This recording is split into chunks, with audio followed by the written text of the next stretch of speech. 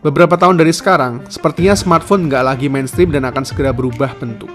Pemandangan seperti ini akan menjadi mainstream baru dalam dunia teknologi, yang waktunya akan segera tiba dalam beberapa tahun lagi. Dan itu semua dimulai oleh teknologi augmented reality yang biasa kita sebut AR.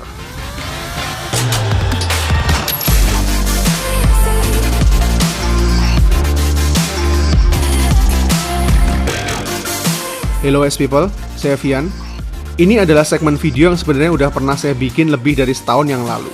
Di Flash Beyond ini kita bakal ngobrolin prediksi masa depan gadget berdasarkan tolak ukur gadget yang ada di masa kini. Dan inspirasi awal dari tema AR yang saya angkat ini berawal dari benda ini, Mario Kart Live Home Circuit. Lah, kok malah Mario? Apa hubungannya?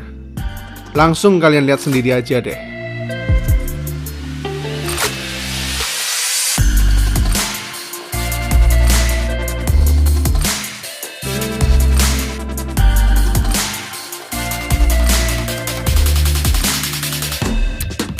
Yang barusan kalian lihat itu bisa dibilang sebagai kombinasi antara remote control, Nintendo Switch, dan teknologi AR. Yang pada dasarnya punya konsep menggabungkan antara dunia nyata dan dunia digital. Kalau biasanya di Nintendo Switch kita cuma bisa bermanuver di dunia digital, saat ini kita bisa bermanuver di dunia nyata melawan musuh-musuh digital. Jadi begini cara kerjanya. Pertama-tama mesti kita synchronize dulu antara Mario Kart dengan Nintendo Switch-nya pakai barcode. Setelah sinkron, kita tinggal setting home circuitnya di rumah kita sendiri. Bentuk sirkuitnya bebas, bisa kamu kreasikan sesuai kreativitasmu sendiri. Nah, kunci dari teknologi AR-nya ada di cardboard gates dan cardboard arrow-nya ini, yang bisa dibaca langsung barcode-nya melalui kamera yang ada di Mario Kart-nya ini. Jadi seluruh posisi dari sirkuitnya bisa dideteksi secara real time. Hasilnya, kreativitas tanpa batas. Dunia maya dan dunia nyata kini bersatu padu dalam dimensi mixed reality.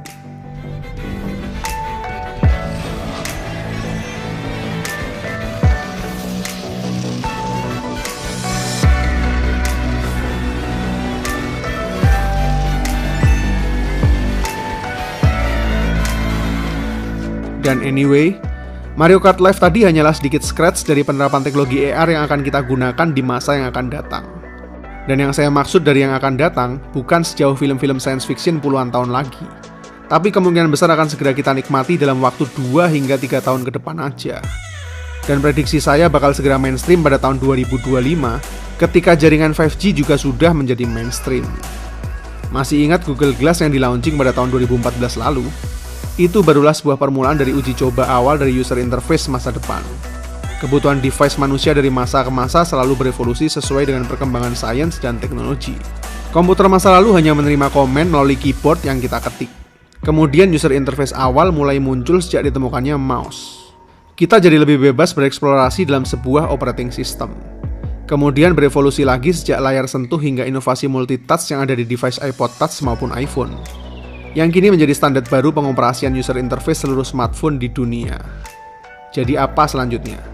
Jawabannya tentu saja adalah AR yang dikombinasikan dengan VR dan menghasilkan MR atau mixed reality, yang sebenarnya saat ini udah bisa dibeli dan dinikmati oleh siapapun melalui inovasi produk dari Microsoft, yaitu HoloLens 2.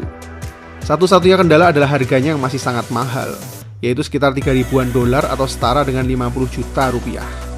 Tapi hal ini hanyalah masalah waktu saja, sebelum menjadi mainstream dan akhirnya menjadi semakin murah, seperti teknologi pada umumnya.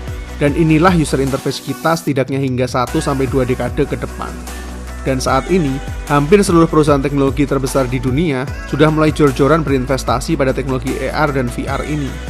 Misalnya Apple yang udah membeli perusahaan VR terkemuka bernama NextVR, yang diprediksi bakal jadi cikal bakal produk revolusioner terbaru Apple yang dispekulasikan bernama Apple Glass. Begitu juga dengan kemampuan teknologi LiDAR yang sudah ditanamkan lewat iPhone 12 Pro-nya lalu, yang punya potensi sangat-sangat besar dalam pengembangan mixed reality world beberapa tahun yang akan datang. Kemudian Facebook yang sudah membeli perusahaan VR terkemuka juga yang namanya nggak asing lagi bagi para gamer PC, yaitu Oculus. Nggak lama lagi para pengguna Facebook akan saling terhubung satu sama lain tanpa batasan melalui perangkat VR-nya masing-masing, di universe maya yang disebut Facebook. Siapa tahu nanti ketika kamu login bakal masuk ke sebuah universe layaknya Ready Player One.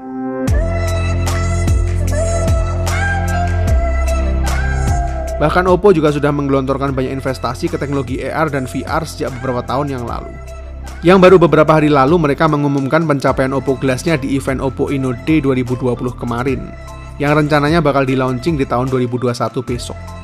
Gila kan? Era digital itu jauh lebih cepat dari yang kamu bayangkan, kawan. Banyak yang menganggap teknologi AR dan VR ini hanya bakal dipenetrasi oleh segmen games dan entertainment aja selama ini. Tapi pendapat itu menurut saya salah besar. Karena teknologi ini bakal sangat potensial menggantikan seluruh operating system dan user interface kita beberapa tahun lagi. Bahkan di semua bidang mulai dari hiburan, bisnis, travel, komunikasi, kesehatan, arsitektur, seni, bahkan hingga ranah militer. Kamu cuma perlu sebuah ruang kosong dan sebuah HoloLens untuk mengisi seluruh ruangan kamarmu dengan layar LCD yang ukurannya bisa bebas kamu resize sendiri, dan bahkan bisa mengikuti seluruh gerakanmu kemanapun kamu pergi. Menaruh kalender digital, jam digital, atau apapun untuk memenuhi ruangan hiburan ataupun ruangan kantormu. Untuk meeting dengan seseorang maupun grup, kamu hanya perlu menggunakan HoloLensmu aja, maka mereka akan muncul secara holografik tepat di hadapanmu. Bahkan bisa mengkalibrasi sesuatu dengan visualisasi yang sinkron satu sama lain, sehingga pekerjaan teknikal jadi jauh-jauh lebih mudah dilakukan dimanapun kalian berada. Bahkan dalam hal edukasi maupun ilmu pengetahuan, teknologi ini akan sangat-sangat jauh mempermudah segalanya, karena semuanya dapat disimulasikan secara real time.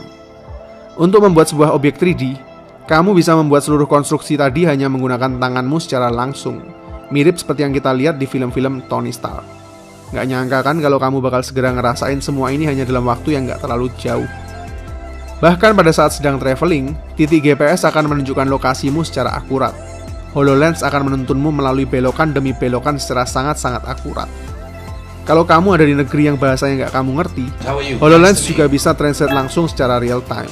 Bahkan kalau kamu lihat objek apapun yang ada di depanmu, AI dari HoloLens juga mampu mendeteksi semua benda itu, yang selanjutnya bisa kamu proses database setiap objeknya.